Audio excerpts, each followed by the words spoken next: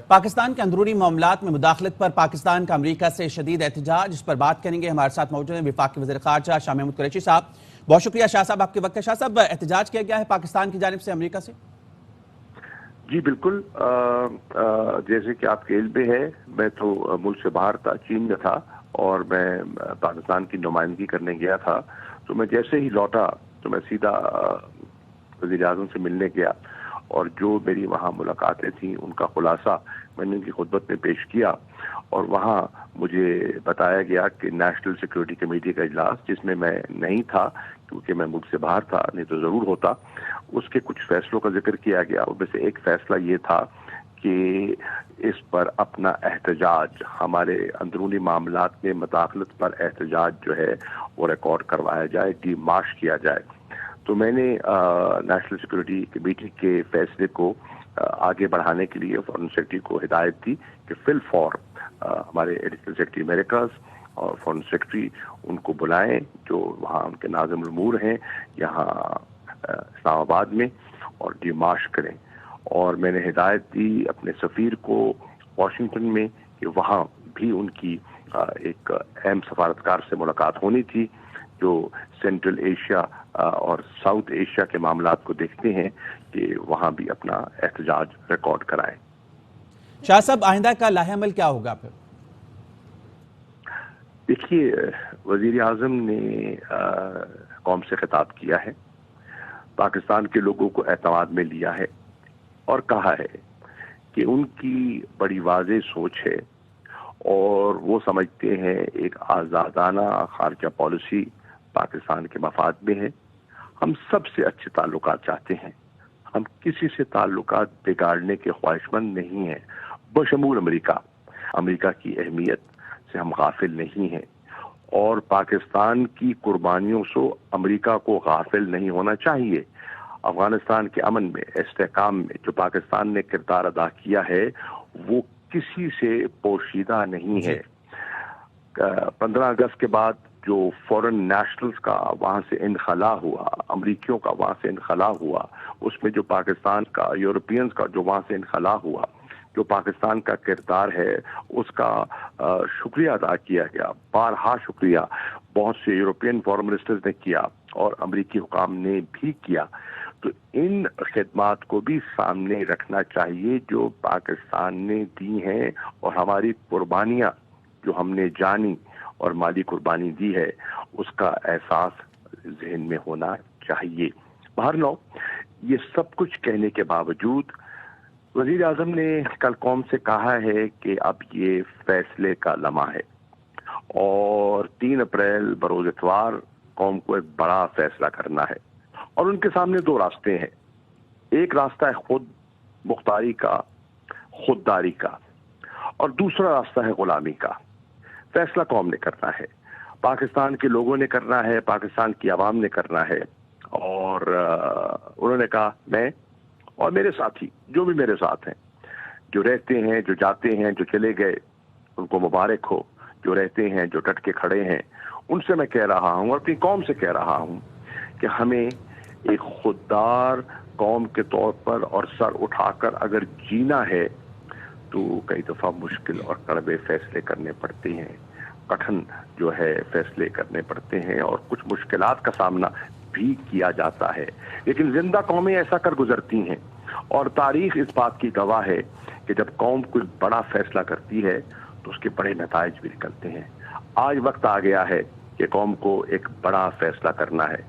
मुझे उम्मीद है कि पाकिस्तान की आवाम, पाकिस्तान का बाशऊर तबका, जिसके अंदर, जिसकी रग रग में हुब्बुल वतनी जो है वो रची हुई है, वो पाकिस्तान के मफादात का कभी सौदा नहीं करेगा, वो अपने घुटने नहीं टेकेगा। वो एक खुददार आज़ाद पाकिस्तान के लिए, पाकिस्तान के झंडे की सरबुलंदी के लिए, पाकिस्तान के नजरिए की सरबुलंदी के लिए वो कोशा रहेगा, और मुझे उम्मीद है कि अल्लाह ताला हमें सुरखरू करेगा। अच्छा शाह साहब, चीन की जानिब से भी पाकिस्तान की कौमी सलामती के मामले पर बड़ा बयान सामने आया है। देखिए, चीन हमारा दोस्त है, उसने हर आड़े वक्त में हमारा साथ दिया, और वो मिसाल के तौर पे मैं आपको अर्ज कर दूं, अभी मैं गया تو میں نے دو جو فوری تقاضے تھے ان سے کیے. میں نے کہا کہ دیکھیے آپ نے ہمیشہ ہماری مدد کی ہے, آنے سے پہلے مجھے وزیر خزانہ نے ایک پیغام دیا اور انہوں نے کہا کہ ہمارے روپے پہ پریشر پڑ رہا ہے اور جو $2.5 بلین کا جو ہمارا کمرشل لون ہے اس کا ہمیں رول اوور درکار ہے اور اس سے ہمیں کچھ استحکام ملے گا ہمارے روپے کو, اور اس پہ ہماری مدد, آپ کی فوری مدد چاہیے. مجھے بتاتے ہوئے یہ خوشی محسوس ہو رہی ہے کہ انہوں نے ایک پل نہیں لگایا, انہوں نے کہا یہ ہم فیصلہ کر چکے ہیں اور وہ اب پروسیجر جو ہیں اس کی مختلف جو اتھارٹیز ہیں, کنسرنڈ اتھارٹیز ہیں, وہ پروسیجرل جو فارمیلٹیز ہیں ان کو طے کر رہی ہیں اور یہ رول اوور ہو جائے گا. نمبر 1. نمبر 2, میں نے کہا کہ مجھے خدشہ ہے اور یہ منسٹر آف انرجی نے مجھ سے رابطہ کیا اور کہا کہ یہ بھی آپ کیجیے, اور میں نے فوری وہاں اٹھایا کہ ڈیزل کی ہمیں شاید ضرورت پڑے آنے والے دنوں میں. تو انہوں نے کہا کہ چین نے پاکستان کو نہ ماضی میں مایوس کیا ہے نہ آئندہ کرے گا. تو شاہ صاحب جیسے اگر دوسری سائڈ پہ ہم بات کریں, امریکی محکمہ خارجہ نیٹ پرائس اور وائٹ ہاؤس کی جانب سے اگر بات کی جائے تو انہوں نے اس تمام تر صورتحال سے لا تعلقی کا اعلان کیا. انہوں نے کہا ہے کہ پاکستان کی سیاسی صورتحال پر کوئی خط جاری نہیں کیا ہے. اس پر آپ کیا کہیں گے؟ میں اس پہ فی الحال خاموش رہوں گا, لیکن میں یہ کہوں گا کہ یہ جو بچگانہ باتیں کر رہے ہیں نا پیپلز پارٹی کے کچھ لوگ کہ جناب یہ جو کمیونیکیشن ہے یہ جھوٹی ہے اور خود ساختہ ہے, انہیں شرم آنی چاہیے, انہیں ملک کے مفادات کا سوچنا چاہیے, اپنے اقتدار اور کرسی کا نہیں. کرسیاں آتی جاتی رہتی ہیں, اقتدار آتے جاتے رہتے ہیں, لیکن پاکستان کے مفادات کو اولیت دی جانی چاہیے. یہ جو کمیونیکیشن ہے یہ حقیقت ہے, جو مرضی کہیں. ہم نے دیانتداری سے دفتر خارجہ نے وزیر اعظم کو اور دیگر حکام کو بر وقت اطلاع کی. نیشنل سیکورٹی کمیٹی نے اس نقطہ نظر کو انڈوس کر دیا ہے. یہ اب کوئی کسی فرد کا یا کسی ایک وزارت کا نہیں, یہ فیصلہ نیشنل سیکورٹی کمیٹی کا ہے کہ یہ ہمارے ملک کے اندرونی معاملات میں مداخلت ہے.